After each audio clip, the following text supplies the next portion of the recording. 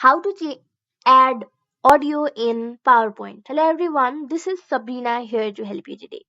So without any further ado, let's get right into the video. So first, open PowerPoint. Open a blank presentation, then go to Insert. And on your panel, this menu bar, you will see option of audio in your right hand section. Go there. And now you can have the option of audio on my PC and record audio.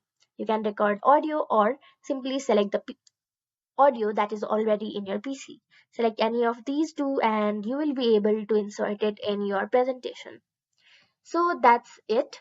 Thank you for watching this video. Make sure to like, share and subscribe to our YouTube channel.